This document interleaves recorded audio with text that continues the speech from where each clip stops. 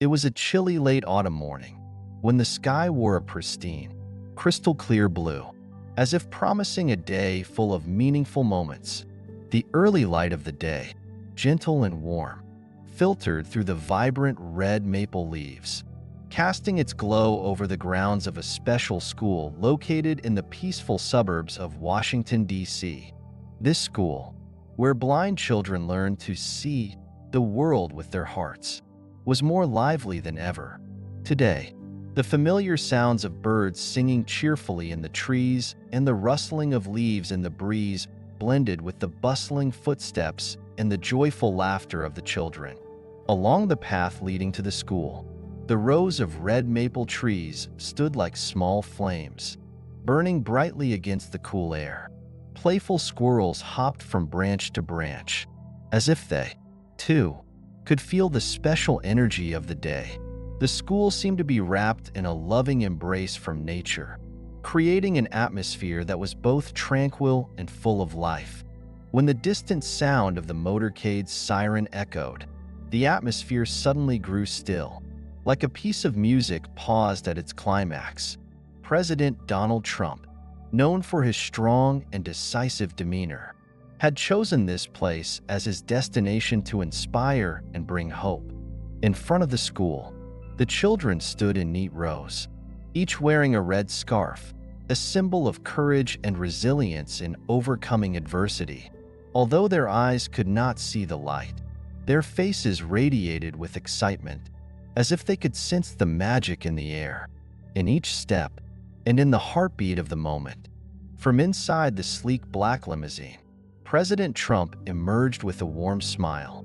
His tall figure seemed to blend with the morning light, exuding confidence and approachability. Small hands reached out to accept his friendly handshake. In that moment, there was no distance between a powerful leader and these vulnerable children. With every step he took, it felt like he slowed down, not from hesitation, but because he wanted to feel each unseen gaze, each smile filled with hope. The children, in their own way, were also seeing him, not with their eyes, but with their hearts. That day, beneath the glorious autumn sky, surrounded by the fiery red maple trees and the genuine smiles of the children, a magical story began. A story about light that the eyes cannot see, but that the heart can feel more deeply than ever before. President Donald Trump stepped into the schoolyard, his presence both calm and commanding. His gaze softened as he took in the scene before him. Children standing in neat lines, their faces lighting up with curiosity and excitement. Teachers smiling warmly, and the rustling of red maple leaves falling gently to the ground. The crisp autumn air carried the sounds of laughter, blending seamlessly with the serenity of the surroundings. Unlike the grandeur often associated with presidential visits, there was no rush to make speeches or grand gestures. Instead, President Trump moved deliberately, stopping at each small group of students and teachers. He shook hands, exchanged words of encouragement, and listened attentively to their stories, his demeanor both approachable and sincere.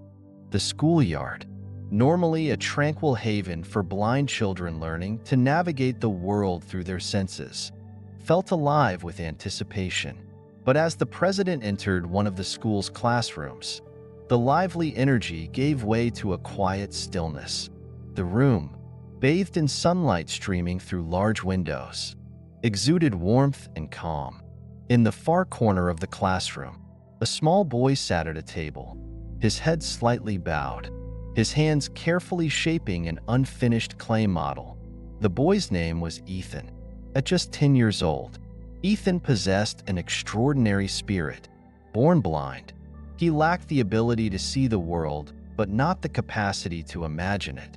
His small hands, delicate yet determined, worked with focused precision, shaping the contours of a map of the United States. As President Trump walked closer, his polished shoes barely made a sound on the floor. Yet Ethan's head instinctively lifted. His hearing, sharpened by necessity, was attuned to even the faintest details. The purposeful yet gentle rhythm of the footsteps told him that someone important was approaching, someone who carried weight in the world. "Sir, are you President Trump?" Ethan's voice broke the silence. It was soft, yet steady, clear, and full of confidence, as though he had already guessed the answer. The unexpected question brought a smile to the president's face. He knelt down slowly, his imposing frame leveling with the small boy's seated position. His face softened further as he met Ethan at eye level, his voice steady yet warm. "Yes, Ethan, I've heard that you are a very special boy," the president said, his tone carrying a depth of sincerity. "Today, I came here to meet you and your friends." Ethan smiled, his hands never leaving the clay model in front of him. His fingers continued their work, tracing the edges of the clay. It was as though his touch was painting a picture in his mind, a picture of something he had never seen but always wanted to understand. For a moment, the president watched in silence, captivated by the boy's focus and determination.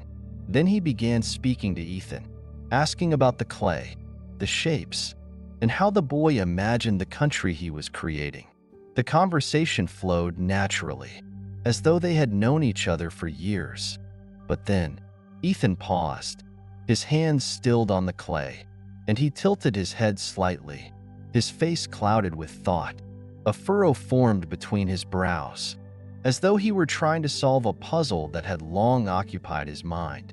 Finally, he looked in the direction of the president's voice and spoke, his words both innocent and profound. "Mr. President, you've traveled all over America." Ethan began, his voice quieter now, tinged with curiosity. "I can't see it, but I've always wondered, what does America look like? Is it beautiful?" The question hung in the air, simple in its phrasing but deeply profound in its meaning. The hum of the classroom faded into silence. Teachers, students, and even the president's entourage halted their movements, drawn to the gravity of Ethan's words. President Trump leaned back slightly, taking a moment to process the boy's question. His eyes swept the room, noting the collective anticipation etched on every face. It wasn't just a question about landscapes or cities. It was a question about meaning, about identity, about what truly defines a nation. He looked back at Ethan, his expression softening once again. In the boy's stillness, there was an eagerness, a quiet yearning to understand something he couldn't see but could perhaps feel if given the right words. It wasn't a question for a president, it was a question for a human being, a man who symbolized the hopes and dreams of millions. Everyone in the room held their breath, waiting for his answer. As time seemed to slow, the air was charged with emotion, as though they were all witnesses to a moment far larger than the four walls of the classroom. And as the president prepared to respond, the weight of Ethan's question seemed to extend far beyond the boy himself, touching something universal in everyone present. President Donald Trump knelt down slowly, positioning himself at eye level with Ethan. His tall frame seemed smaller in this moment, not because he had physically shrunk, but because he wanted to meet Ethan where he was, not just in proximity but in spirit. The president's expression softened, and his usually commanding presence was replaced with something quieter, more intimate.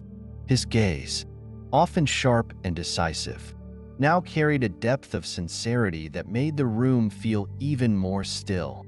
Reaching forward, he placed his hands, strong yet gentle, on Ethan's small, trembling ones. Those hands, which had held the weight of decisions affecting millions, now rested lightly on the delicate fingers of a boy who had never seen the world but longed to understand it. "Ethan," the president began, his voice low and steady, "you asked me what America looks like, and I want to tell you, it's beautiful. But its beauty, Ethan, isn't always something you can see with your eyes. Let me help you feel America in your own way." With careful movements, he guided Ethan's hands back to the clay model the boy had been shaping. The clay, rough and uneven, was a tangible representation of a land Ethan had only heard about in stories. Slowly, Ethan's small fingers traced the edges, feeling the jagged contours and smooth curves that represented the geography of the nation. "Can you feel it?" the president asked, his voice soft but full of meaning. "These are the Rocky Mountains, towering and steadfast. They're like the unyielding spirit of the American people, who stand strong even when faced with the toughest challenges. And here," he said, moving Ethan's fingers to a different part of the model, "this is the Mississippi River, long and winding. It flows like a lifeline, connecting people, bringing life, and carrying hope wherever it goes." Ethan's brow furrowed slightly in concentration, his head tilting as if to better absorb every word. His fingers moved carefully over the clay, lingering on the ridges and grooves as though trying to commit them to memory. "But Ethan," the president continued, his voice growing more thoughtful, "America isn't just about mountains or rivers. Those are parts of it, yes, but America is also the sounds you hear every day." He paused, letting the words sink in. "It's the laughter of your friends in this classroom," he explained, his tone warm and vivid. "The gentle voice of your teacher calling your name. It's the rustle of the wind through the trees outside, or the way the leaves crunch underfoot when you walk in the fall. America is alive in all these things, and they're as much a part of it as anything else you've ever heard about." Ethan's lips parted slightly as he listened, his small hands still exploring the clay model. Around the room, no one moved. Teachers, students, and even the president's entourage were utterly silent, captivated by the quiet exchange unfolding before them. "And, Ethan," the president added, his voice softening even further, "America isn't just what you hear or touch, it's also what you feel in your heart." He shifted slightly, his hands still gently guiding Ethan's. "It's the love of your mother, who's always there for you, protecting you and giving you all she can. It's the care of your teachers, your friends, and all the people who want to help you succeed. That's America too." He let the words hang for a moment, watching as Ethan's expression shifted, as though pieces of a puzzle were coming together in his mind. "And above all," the president concluded, his voice steady and filled with quiet conviction, "America is a dream. It's a hope. It's the aspirations that you, Ethan, and millions of others carry in your hearts. That's the true beauty of our country. It's not just a place, but an idea, a feeling, something that connects all of us." Ethan's hands trembled slightly as they continued to rest on the clay. It was no longer just a model of geography. It had become something much larger, much more profound. It was a representation of everything he had just heard, of everything he had begun to understand about the place he called home. The president looked at him with an intensity that wasn't overwhelming, but was instead filled with pride and admiration. "Ethan," he said, his voice steady, "America isn't just beautiful, it's everything good that you can feel. And you, with your brave heart and these small but talented hands, are a part of that beauty." Ethan's head tilted slightly, his face calm but thoughtful. His hands remained on the clay, not moving now but holding it firmly, as if it had become something sacred in his grasp. Around them, the room stayed silent, the weight of the moment pressing down on everyone present, filling them with a profound sense of connection. The president's words seemed to echo in the space, not just for Ethan, but for everyone who had heard them.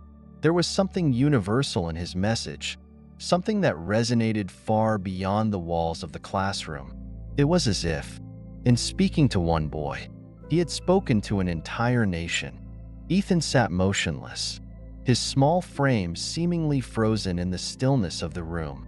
His hands, which had been tracing the clay model with such focus moments earlier, now slowly withdrew, as if guided by an invisible force. They came to rest over his chest, where his heart pounded with a rhythm that felt stronger than ever before. He wasn't just feeling America through the president's words, he was experiencing it, vividly and profoundly, as though it had come alive within him. A deep breath escaped his lips, and then a single tear rolled down his cheek. It moved slowly, catching the morning light like a tiny gem, reflecting not sorrow but something much greater. It was gratitude for being able to see America, not with his eyes but through the raw and powerful emotions now surging within him. For a few moments, Ethan said nothing. His chest rose and fell as he absorbed everything he had heard and felt. Then, in a voice that quivered with emotion yet carried a strength far beyond his years, he whispered, "I understand now, sir." His words were soft, but their impact was immediate, resonating in the stillness of the room. America isn't just beautiful, it's greater than anything I could have imagined. Now I can feel it. His declaration seemed to hang in the air, filling every corner of the room with an indescribable weight. It was as if time itself had paused to acknowledge the significance of this moment. Teachers, students, and even the president's entourage stood in quiet awe, their gazes locked on the boy whose heart had just seen what his eyes could not. President Trump remained kneeling beside Ethan, his usually commanding demeanor replaced by a quiet reverence. His own gaze softened as he watched the boy's face, young yet wise, fragile yet strong, radiate with newfound understanding. For a few heartbeats, the room was completely silent. Then, like a ripple spreading across a still pond, a wave of emotion swept through the space. One by one, the people in the room began to stand. Applause erupted, not in a chaotic clamor, but in a unified outpouring of respect and admiration. The sound filled the room, echoing off the walls and carrying with it something unspoken but deeply felt. It wasn't just applause for Ethan, though he was its focal point. It was for the moment itself, for the truth that had been revealed, for the reminder of what truly makes a nation beautiful. In the back of the room, a teacher wiped at her eyes, unable to hold back the tears that had been forming since Ethan first spoke. She leaned closer to her colleague, her voice hushed yet filled with emotion. "The president didn't just answer Ethan's question," she said, her words trembling with conviction. "He showed us all that America's beauty isn't in its landscapes or monuments. It's in the love and hope we share with each other. It's in people like Ethan, and it's in moments like this." The colleague nodded, her own eyes wet with tears, unable to speak but fully agreeing. Around the room, similar emotions played out silently. Teachers clasped their hands, students exchanged glances, and even the president's security detail, trained to be stoic and composed, couldn't help but soften their expressions as they absorbed the weight of what they had witnessed. As the applause subsided, President Trump rose slowly to his feet. His movements were deliberate, his expression calm but filled with a quiet pride. He glanced around the room, meeting the eyes of everyone present as though to acknowledge their shared experience. Then, he turned his attention back to Ethan, who was still sitting, his hands resting on his chest, his face now illuminated by a smile that seemed to brighten the entire room. The president leaned down, placing a hand gently on the boy's small shoulder. His voice, when he spoke, was low but resonant, carrying the weight of both the moment and the message he wanted to leave behind. "Ethan," he said, "you're not just a special boy. You are part of what makes this great nation of ours so extraordinary. Your courage and hope make America more beautiful every single day." Ethan lifted his head slightly, his unseeing eyes seeming to reflect a light that came not from the outside world, but from within him. The smile on his face widened, and in that smile was everything: gratitude, understanding, and an unshakable belief in what he now knew to be true. The sunlight streaming through the windows caught his features, making him appear almost luminous. In that moment, he wasn't just a child in a classroom. He was a symbol of resilience, of hope, and of the unyielding spirit that defines the very best of America. Those who witnessed the exchange would carry it with them long after the moment itself had passed. It was more than just an answer to a question. It was a reminder of the profound connection that binds people together, the shared humanity that transcends differences, and the enduring power of hope to light even the darkest corners of the heart. As their conversation was about to end, Ethan suddenly smiled and said, "Mr. Trump, I have a gift for you." He reached for a small wooden box on the table, intricately carved with delicate patterns. Opening the box, Ethan revealed a small clay globe. It wasn't perfect, with its uneven texture and ridges, but its contours reflected the meticulous care Ethan had poured into it. "This is how I imagine America, not perfect, but strong and full of hope. I want you to keep it as a reminder that we, even with our imperfections, can come together to build a great America." President Trump took the gift in both hands, his eyes filled with emotion. He replied, "Ethan, this gift is more precious than anything I've ever received.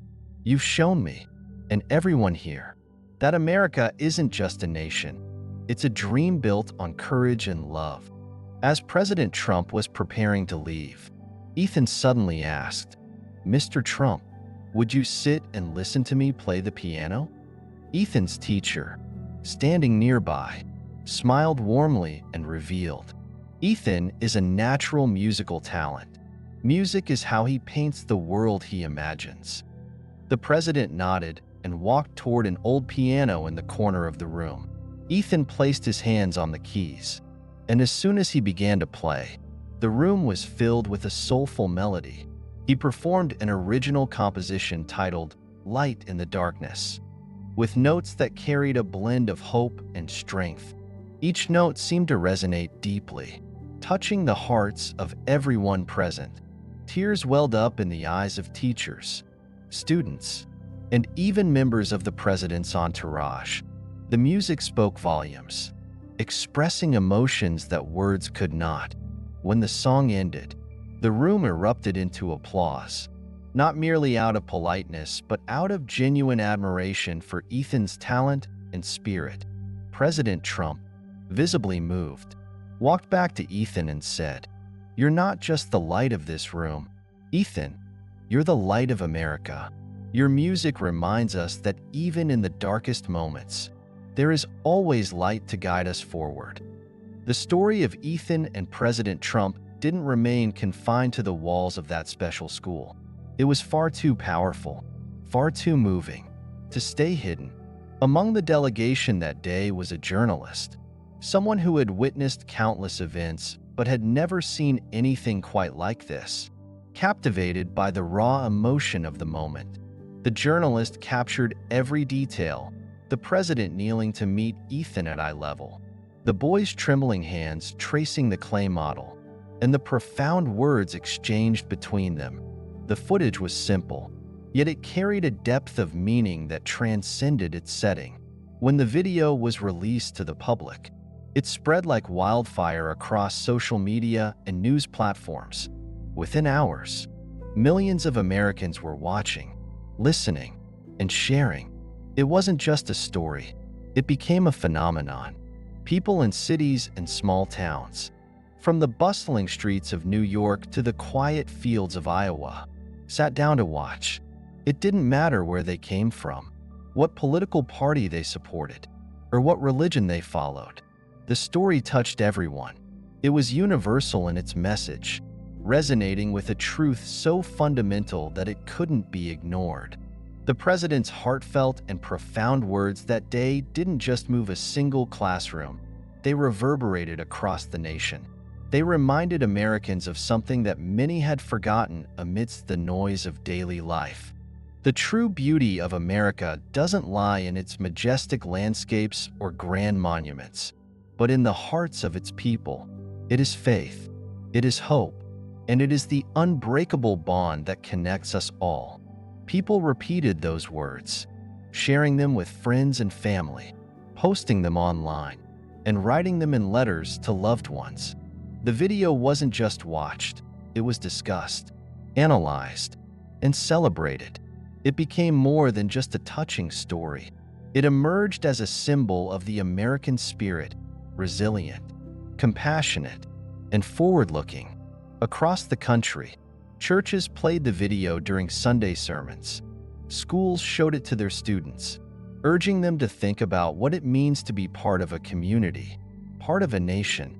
Families sat together at the dinner table, reflecting on the story and its meaning. At the heart of it all was Ethan, a 10-year-old boy who couldn't see the world with his eyes, but who had shown everyone how to see it with their hearts. As the visit drew to a close, President Trump turned back toward Ethan one last time. The boy stood beneath the canopy of red maple leaves, their fiery color glowing in the golden sunlight. The president reached out, clasping Ethan's small hand firmly in his own. For a moment, neither spoke.